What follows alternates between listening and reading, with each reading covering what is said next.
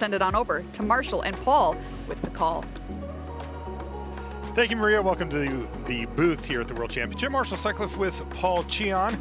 And as we talked about yesterday, draft super important. And especially now, this is whatever they're going to draft here. They have to take this for the next 3 rounds and try to pick up as many wins as possible to make that run for top 8. Yeah, absolutely. But look, a lot of these players already are, have had a fantastic start. So just kind of draft the same way, right? It's like, there's all the preparation's been done, and now you're just leaving it to the packs. That's right. And, there is a lot of pressure on that, right?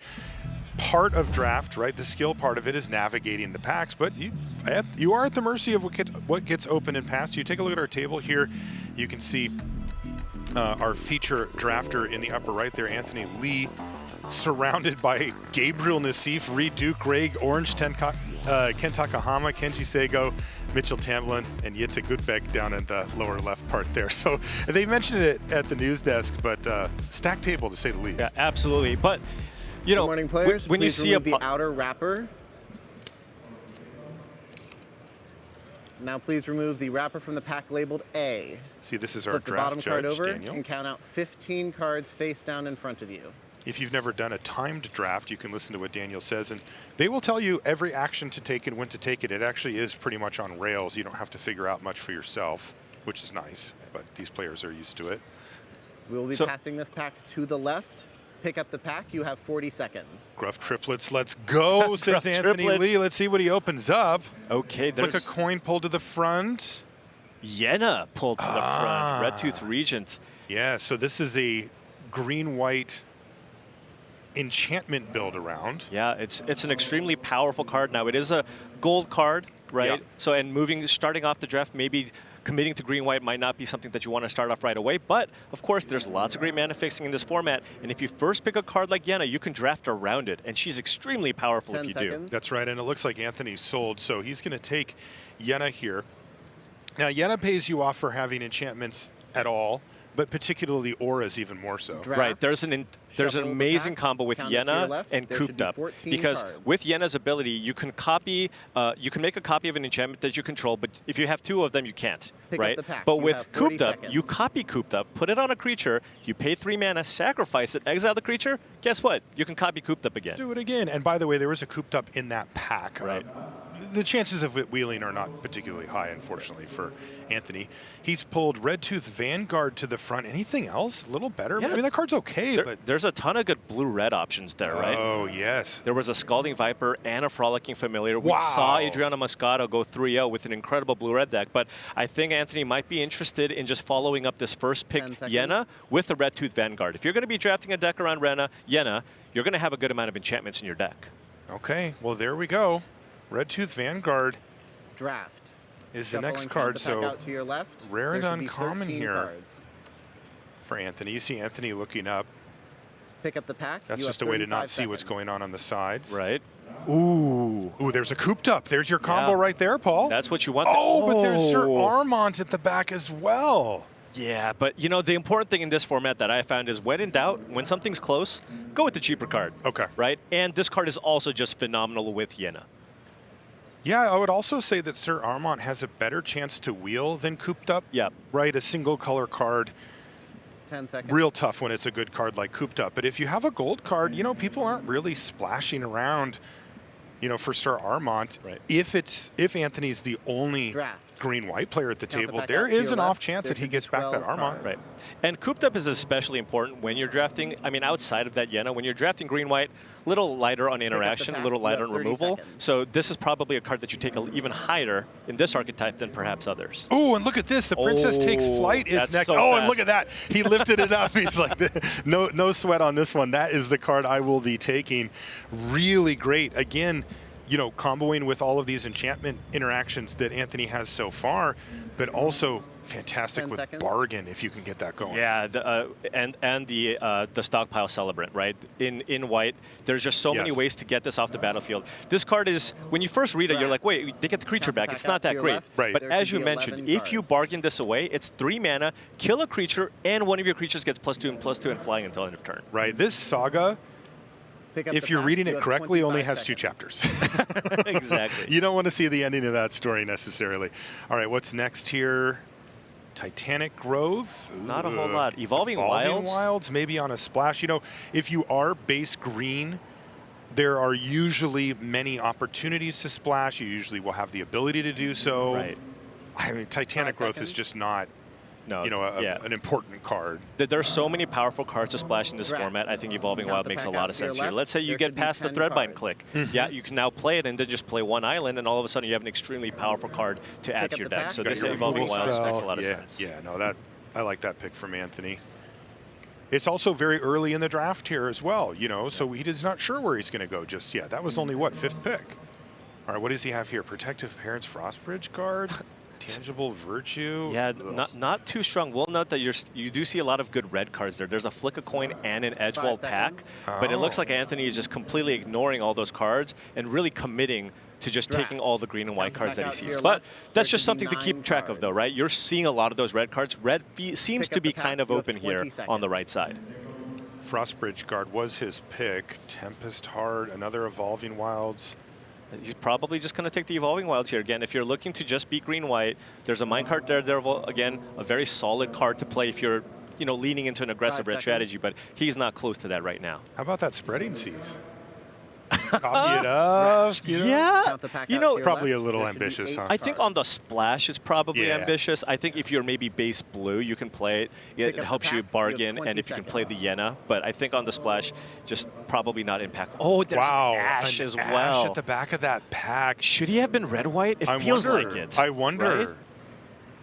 That's really interesting, Paul, because Ash is, you know, key card in one of the best archetypes, if not the best. I wonder if you just take it and then just kind of let the packs come to you, right? I would, because Griffin Airy has not proven to be a reliable build around in the format. There are food tokens that trigger it, but it just doesn't happen. Yeah, you know, often enough. You know, maybe if you want to be like a green-black food deck and splashing the Griffin Airy, that kind of works. And look, now he'd get a Flick a Coin or a Bellowing Bruiser. Yeah, you could have either one.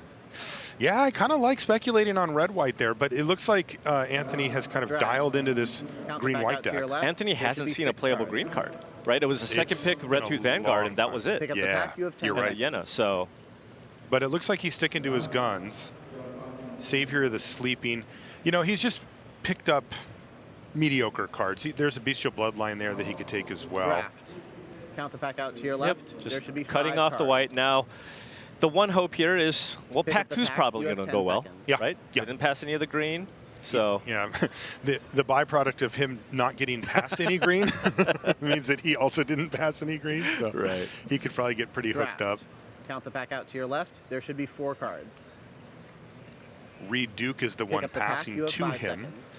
And I do know that that team does favor kind of drafting the slower green mid-range control decks. Pass 3 cards to your left. Also, Reed does. Yeah, and I mean, Reed in general. In general, I mean, yeah, right. So it wouldn't surprise me if Reed was in green here. Pick up a nice little Ristic Study for his commander deck. Cards to your left. Pick up the pack. You have 5 seconds. Just a couple of cards left here in the first pack. That looks like Intangible Virtue as his last draft pick. And pass the last card. He's not really set up to take advantage of that at the moment. Okay, so yeah, look at that, You Paul. now have 60 seconds to 2 review your first green pack cards picks. and then nothing, all white. Yeah, it was, I mean, I would say the first 4 picks were great. White does seem reasonably open, right? So that makes sense. But also, it just, to me, it felt like you might have wanted to take some of the red cards just to see what happens, because I think that would have just given you the opportunity to draft potentially a solid red-white deck, which is one of the best archetypes in the format. You know, it feels like Anthony opened up Yena and kind of said, all right, I'm doing the Yena thing. Because every pick, you can sort of feel him gravitating towards the cards that would be best in that archetype. Not just by color, but also, you know, trying to pick up enchantments and stuff like that. Right. So I think which can have a high payoff, but it is a risky maneuver. Right, absolutely. So Anthony's going to need a good amount of help, I'd say. Got a lot of kind of filler level cards after pick 4, I want to say. He's got a lot of, look at that 2 Frostbridge guards at the front going, me. Right, it's like, hey, I guess I'm a 2-drop. Yeah. Not, you know, there's so much to do with your mana in this format. You just very rarely have the ability the option to spend 3 mana to tap down almost forever. Labeled B. Okay, let's see how pack 2 goes. As you mentioned, Paul, since virtually no green cards went through him, either he took them or they never even made it to him. He's got a decent shot here at picking up some good green cards coming from the other direction, which is Gabriel Nassif. Pick up the pack. You have 40 seconds. There you go. All right, let's get into pack 2. Pick 1 here. Oh, that's a Decadent Dragon. Oh, can't take that one. Dude, why not? Oh, okay. Well, maybe he can. He's got a Princess Takes Flight. Yeah. Honestly, like, I would take it. Like, oh, you don't have that much green, and right. I'm just in my mind, I'm not in green. I'm touching green. Right, but the Princess Takes Flight is an extremely powerful uncommon. Yes. Right now, Anthony is a little bit light on bargain. Only has the Archon's Glory, so that is something that he needs to be mindful of for the rest of the draft. It's like, hey, if it says bargain on it, Kellen's Lightblades, Hamlet Glutton, those are the cards he's going to be looking for. I think I saw Brave the Wilds in this pack. So draft. I don't know. And count the pack Maybe you could wheel it. Probably. Yeah, it's possible. Brave the Wilds, yeah, is a fantastic way. Also, by the way of note, that Sir Armont did not come back. Yes. In the first pack. And that happened yesterday as well. Yeah, so that means that not only is somebody... Ooh, Gingerbread Hunter. All right, if you're going to be green, let's do it. This is an easy Gingerbread Hunter. There's 2 Evolving Wilds, right? And this card is just fine even without the -2/-2 ability. But, I mean, this is one of the best uncommons in the set. So all right. If you're going to be green... And you're going to open hey, up look, your you didn't pass any green pack 1, so you got this one passed to you in pack 2. You got it shipped over to you. Fair enough. A lot of decent There's a cards Brave the Wilds pack. in this pack, too. Graceful Takedown. There's just a lot of stuff that Anthony wanted in his deck here. Yeah, but the Hunter is really not something you want to pass. And as you mentioned, he's got the Evolving Wilds. Plus, he's in green now, and that means that he's likely to pick up a few fixers in that color as well. You know, Root Rider Fawn or something like that can enable that Hunter to get I think adventured. As you mentioned before, Brave the Wilds in particular is something that really stands out. But the Stockpiling Celebrant is also fantastic with the 2 copies of the Princess Takes Flight. Gotta have it. This is just a slam dunk Stockpiling Celebrant here. Must have items. Yeah. And then if you can maybe pick up some Hopeful Vigils later, right? Gives you a ton of value. Nice little combo there. Beautiful. Get your 2/2, bounce it. Scry, get another 2/2. Hopeful Vigil has to be very, very high on his list because his 2 drops are very mediocre. Right. And Hopeful Vigil works well with the Celebrant and also Yenna, so he's really looking for those. Shuffle and count the pack out to your right. There should be 12 cards. Pick up the pack 2 has gone well for Anthony so far. Oh, another cooped up. Oh, wow, there's a lot of different options here. Paul, just stop me from looking at the red cards, okay? Yeah, just ignore them. Just like Anthony, just ignore them. All right. So there's a Hopeful Vigil. Yeah. So and a cooped up. So yeah, that's kind of interesting, right? Because the cooped up is a removal spell, works really well with Yenna, but you just picked up a Stockpiling Celebrant, and a Hopeful Vigil is a great 2-drop. No, that's not the one. He took the That is not the one you want. I think that was 3rd of those. That would have been my 3rd option in this green-white deck. I think the Hopeful Vigil is perfect in this strategy. You're already looking to take bargain cards. Right. Hopeful Vigil is fantastic with that. If you copy the Vigil, that's also good. I mean, I get it. The Red Tooth Vanguard, is powerful in and of itself, and it does have synergies with what you're doing fundamentally. But man, you got to go for the Vigil. You got to go, or the cooped up. Yeah, either one. Oh, there's Paul's signature card, the Ginger Brute. Wow. How many of those I just show you a picture of one red deck Paul, with the Ginger Brute in it, and now I'm the aggro guy. Yeah, now he just first pits Ginger Brutes and never looks back. And count the pack out to your right. There should be 10 cards. Brute's a good card, to be fair to you. Yeah.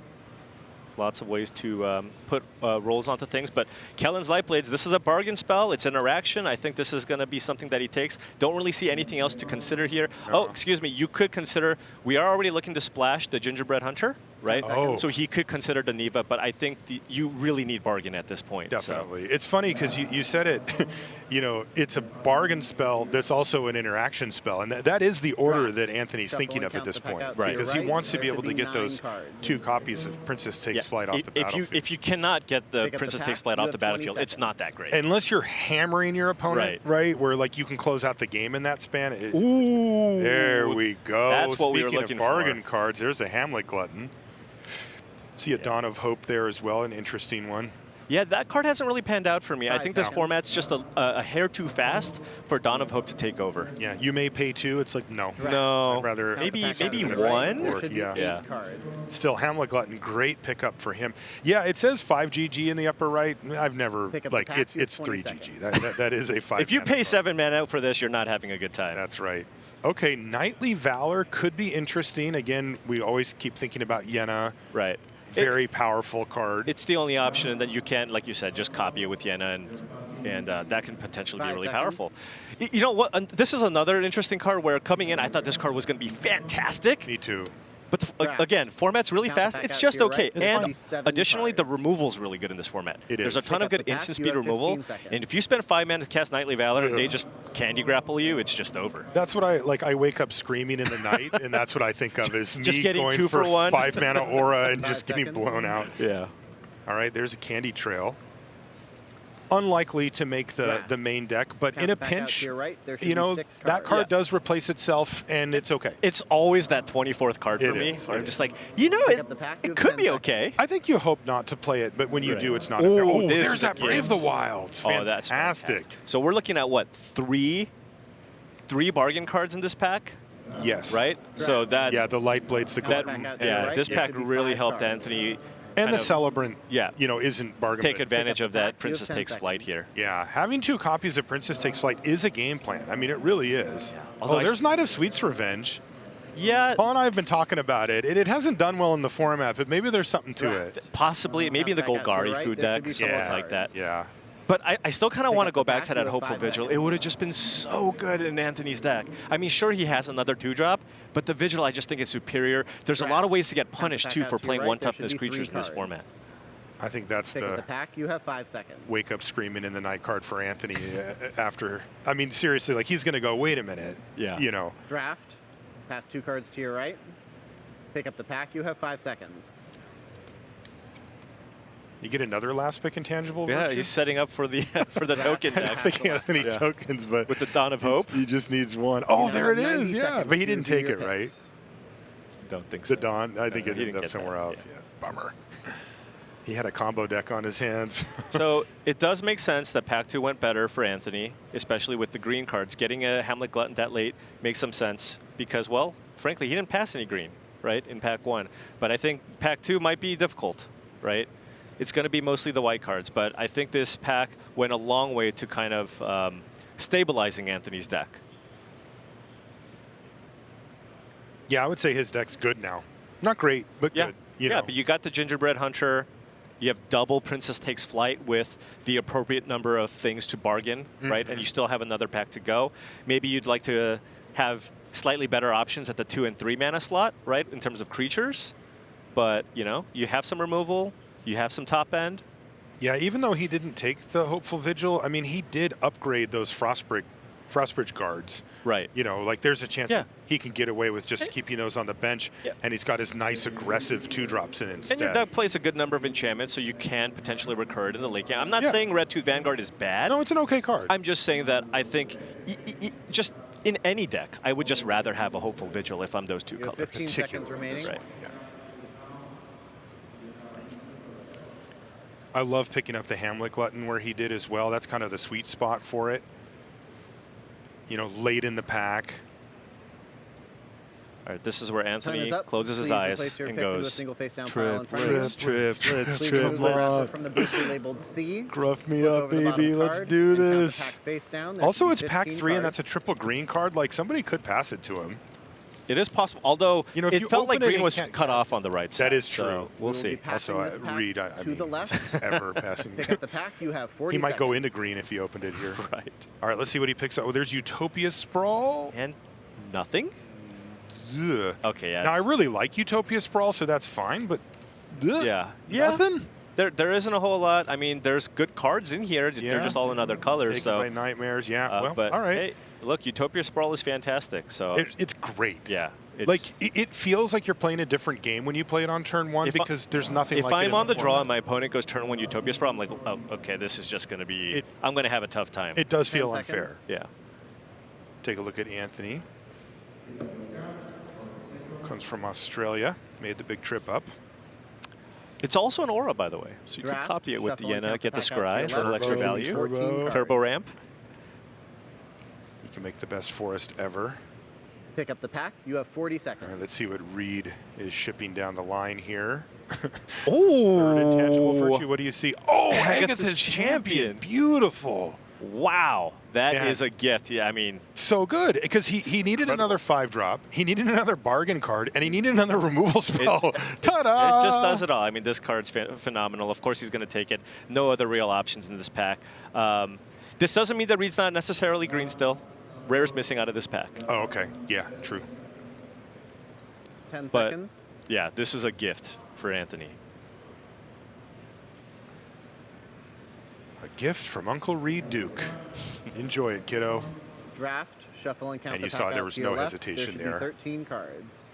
From Anthony.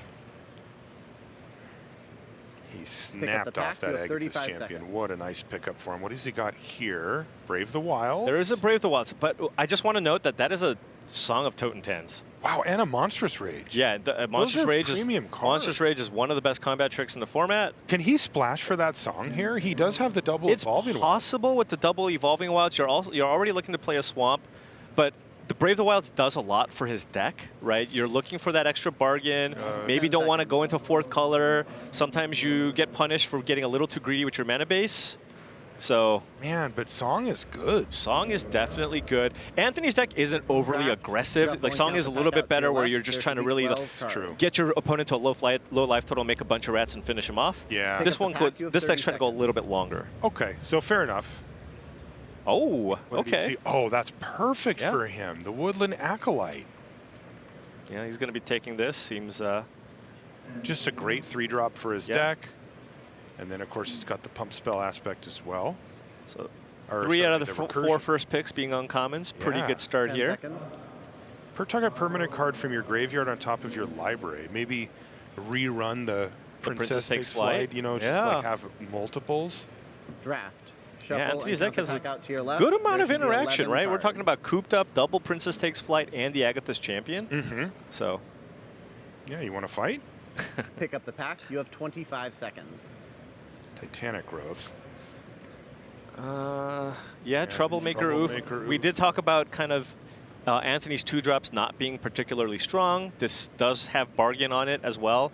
Likely a better card to play than the Frostbridge Guards. Yeah, you know, it's also worth noting we're playing best 2 out of 3. You know, this is like on Arena Premier drafts or whatever. You do need to have some tools in the sideboard for certain things. There was also a Prophetic Prism in there. To your left. You know, just a filler card in his deck. It's not really part of the game plan. But yeah, especially with double Brave, double Evolving Wilds, probably okay on the fixing. So just wants a better 2-drop for the deck. Yeah, there's Troyan, but not really worth splashing for, probably. No. Maybe an ambush, whatever. Wow, that's a late Fairy Dream Thief. Maybe he'll just cut a card here. That's what it seems like. I don't think he's interested in playing any of these cards. No, so now Anthony has to think about what card is best against him. And takes it into the Fate Court. And you know what? That makes sense. When you're playing this green-white strategy, the way you lose are against like the blue control decks with counter spells and a bunch of card draw. So this card's probably going to increase the chances of him losing than just the turn 1 Fairy Dream Thief. Right. Pick up the pack. Yeah, he can just go over the Dream Thief pretty easily. Ooh, Sir Armont. There's another gift. So maybe that's the one from the first pack. It just took a little while. Oh yeah, just 2 more. Went around another table and came back. Yes. Yeah, it went on a long trip, but it did make it back. There it is. 5 seconds. So a great pickup here for Anthony. This was late. What is this, 7th pick or something? Yeah, this is a phenomenal pack here for Anthony Lee. There should be 8 cards. Yeah, pack 2 and pack 3 were very kind. Yeah, definitely. To Anthony. Pick up the pack. You have 20 seconds. He stayed the course and it paid off. Yeah, 6th pick. No, 7th pick, Sir Armont the Redeemer. Not bad. Moment of Valor is a playable card. Return from the Wilds. Yeah, this is all kind of filler. If you want the Moment of Valor just to have 1 extra removal spell for something big, you can certainly play it. Also good out of the sideboard when you know you're going to have Yeah, when you play against the Golgari decks, the Gruul decks. There's Gabriel Nassif, who's sitting directly to his left. All the blue cards. And there's a Prism. Yeah, probably just take... Oh, and a Spiteful Hexmage. Jeez, Johann Stopgop here too. 5 seconds. Man, why is that Spiteful Hexmage still in there? Spiteful Hexmage Nobody's is in black. really, really strong, especially when you're in black-red. You can just turn one of your rats into a 1/1 again, right? And then you just have a 3/2. Right, or just enable Bargain with it. I mean, you've got so many great options. That was Titanic Growth. Yep, there it is. Anthony needs a combat trick. It's the only green card in the pack, so yeah. Draft. Wouldn't be surprised if that one didn't make the cut. Yeah. Enchantment's deck usually has a bunch of other augmentations. Archon's Glory is just better, in my opinion. Bargain, yeah, for sure. I do love Titanic Growth in kind of the aggressively slanted Gruul decks, though. That's where you really want to play that card. Yeah, combination with Tramplers and stuff. Count the pack out to your left. There should be 3 cards. Bowls of Porridge. Pick up the pack. You have 5 seconds. Really been a great one. Again, these are just the last cards coming in. There's Dark Tutelage. Maybe a better sealed deck card, a little slow and limited. 4 mana to kill, to deal 2 damage is just doesn't quite get there. Pick up the pack. You have 5 seconds. And a Phyrexian Unlife. No, cancel that order. Area's Whisper. Pass 2 cards to the left. I think he figures that one actually matters. Right. Cast against me, where the other one probably doesn't. Okay, so we're winding down the third pack here for Anthony Lee. He started off green-white, and he went end-to-end. Never wavered for a second, maybe to his detriment, but in the end, it did pay off for him. I think that knowing what we know now, it would have been better for him to stay in green-white rather than try out the red that we were doing. I'm being a little results-oriented here. Yeah, of course. Yeah, like after pack 1, everything changes, right? For example, had he taken the Ash, had he taken some of the other red cards, maybe you're going to see more red in pack 2, right? And then also just keep in mind, in pack 3, we did pass the Song of Totentans, right? And that is a bomb. That is an incredible card in aggressive red strategies. You saw the late Spiteful Hexmage. So a lot of different directions Anthony could have gone, but he kind of just stuck to his guns and still ended up with a really, really solid green-white deck. Let's see what his deck looks like after he's built it. Okay, so one of the Frostbridge guards made it in, both of the Vanguards. There's the Yenna, the Sir Armont. We knew about all of these. The Knightly Valor is in. Oh, the 3 Bowls of Porridge and the Prism are actually in, and the Candy Trail. Wow, okay, so he's got a lot to sacrifice here beyond just the 2 copies of Princess Takes Flight. Yep. There's a couple of filler options here, right? Only with you got the 4/2s, a couple of Savior to Sleepings, which you're generally not too happy playing. But I suppose with the Princess Takes Flight, that's something that's eventually going to make its way into the graveyard. It's something that you can play. But hey, look, the top end looks good, right? You have Yenna, Hamlet Glutton, and a bunch of fantastic 5-drops. Yeah, if Anthony can get up into that 5-mana range or take advantage of Princess Takes Flight, I like his chances a lot here. Totally agree. Yeah, so sweet deck. And you see the 1 swamp up there as well for that Gingerbread Hunter. We're going to take a short break, but when we come back, we'll have round number 8. Don't go anywhere.